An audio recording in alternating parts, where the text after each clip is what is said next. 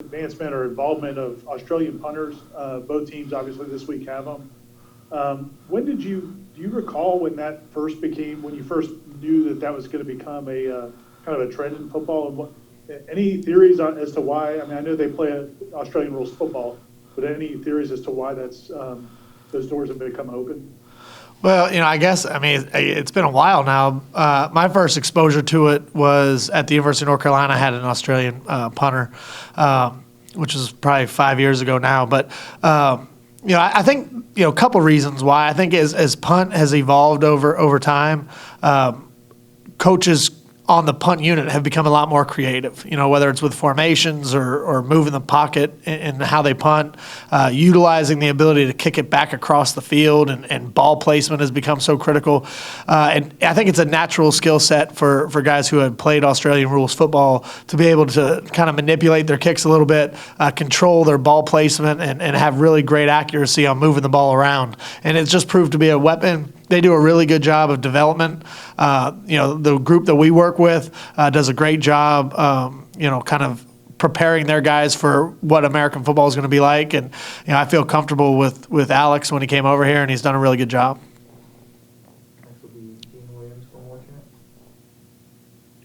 Afternoon, Coach. How you doing? Good. How are you doing? Doing well, thank you.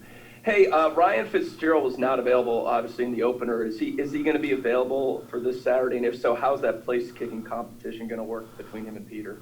Well, so Parker had a great first game. I thought he did a lot of things well. So we knew when we were going to gain Ryan back that we would kind of reopen the competition and let that play out through the week. Coach and I are going to have a conversation over the next couple of days and really iron out all the details of how that's going to play out. But I feel very good about either one of them given the opportunity, and they've both worked hard and prepared well. So I expect whichever one goes out there to be able to do the job to a high level.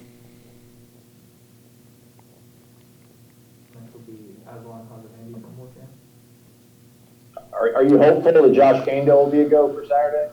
Well, he's been working hard. He's been doing everything he could possibly do through his rehab process. He's out there, I see him, he's working. So we'll see. I'm not going to make any determinations on whether he will or won't be able to go still this far out. But I know he's working hard every day, and his mindset is to put himself in the best position he possibly can to be able to help us out. The coach saw that Corey Wren was added to the depth chart as a kickoff returner this week. If he does get an opportunity, I guess, what does that type of speed bring to the return game? Well, ever since we recruited Corey, I kind of thought that he would be a guy that, whether it was in year one or down the road, that he would have an opportunity to really impact us from a kick return game standpoint. One of the things that Corey does so well is he can get to top speed really fast. And part of being successful as a returner is being able to make one cut and go. And Corey has that ability in him. So, I don't know if we'll end up seeing him on Saturday night or not, but he's definitely a guy that we look to develop in that role. And hopefully, as he gets more experience and more repetitions in practice, he's a guy that can help us out as we move forward.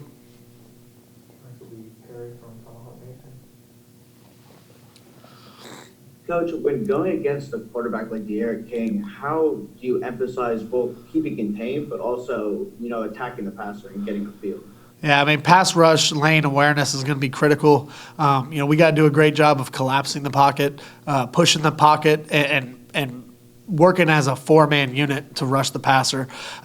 You bring up a great point because you want to be able to rush them, but you want to be able to do it with discipline where you're not creating rush lanes. So it's a challenge anytime you play a mobile quarterback, especially a mobile quarterback that has so much poise in the pocket. So we're going to have to do a great job. It's going to be a challenge for our guys, but it's been a point of emphasis for 2 weeks, and hopefully, by when we get there on Saturday night, we're going to be ready to roll with that. You've been a part of some great rivalries at other schools. When you go into a game like this, is it any different? I know you guys try to treat every game the same, but in rivalry games, is there anything as a coach you kind of look out for, or anything you're looking to either stay away from or to encourage? Well, I think the biggest thing that you do in these games is you try to harness the emotion that's involved with it. You don't want your guys playing the game on Thursday and Friday, and not having that energy when they need it. So you try to have a slow build, kind of a slow burn all the way to kickoff, and try to keep building that momentum as you move forward, because there is going to be a lot of emotion out there. There is going to be a lot of excitement, and there should be. I mean, that's what these games are all about. But you try to harness that as long as you can, and then unleash it when the ball's kicked off, because there are times where you get so excited so far out that you kind of can burn and waste some energy. So as a coach, you want to kind of keep those guys on a slow burn all the way to kickoff, and then let them go do their thing when that ball is put down to play. Coach, I guess, how much stock do you put into your guys' ability to rush the passer after the Georgia Tech game? And has the last few weeks been spent on just sticking to what you guys want to do, or has it been outside the box thinking of ways to create pressure? Well, it's been a little bit of both. I think in game one of the things that you learn, no matter how many times you scrimmage or how many times you practice, you really find out about what you have from a coaching perspective, and there are some things that we can absolutely, obviously, improve upon. With the 4-man rush, but we're gonna have to mix things up a little bit. I know Coach Fuller's alluded to that. So we're gonna do what suits our personnel best, without giving away too many schematic thoughts. But we need to improve, obviously, and creating that 4-man rush. But we're also going to have enough weapons in our bag where we can help our guys out. You guys played, some younger defensive ends in that game. Josh, obviously, and even the redshirt freshmen haven't played a lot of football.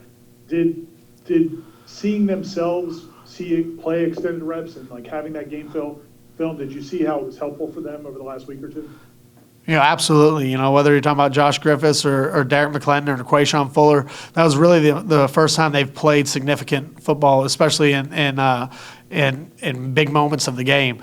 And I think every single opportunity they get, they're going to have an opportunity to improve. I think that first game for them was eye-opening a little bit, just in terms of the speed of the game and the physicality of the game. So I think every single time they go out there and take the field, they'll be that much better.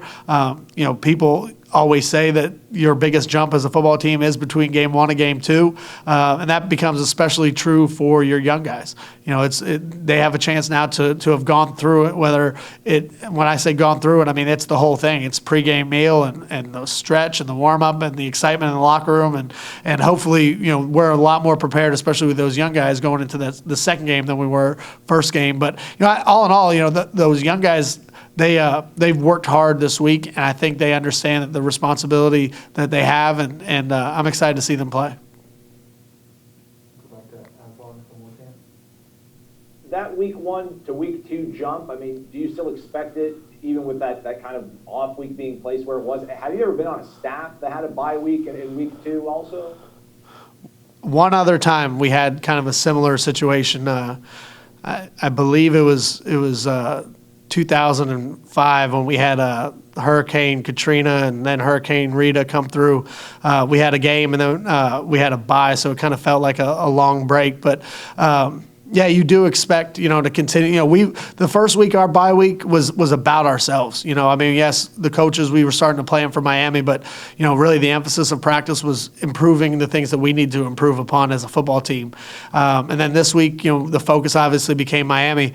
And, I do expect to see that jump. I do expect to see a better football team on the field on Saturday night than what we saw a couple weeks back. And, truth be told, if we're doing the right things as coaches, we're going to see a better football team in November than you see in September. So, we should continually look for improvement as the year goes. And as long as our guys have that mindset and approach that every time we go out on the practice field, we're looking to get a little bit better, that 1% every day, we'll be where we want to be.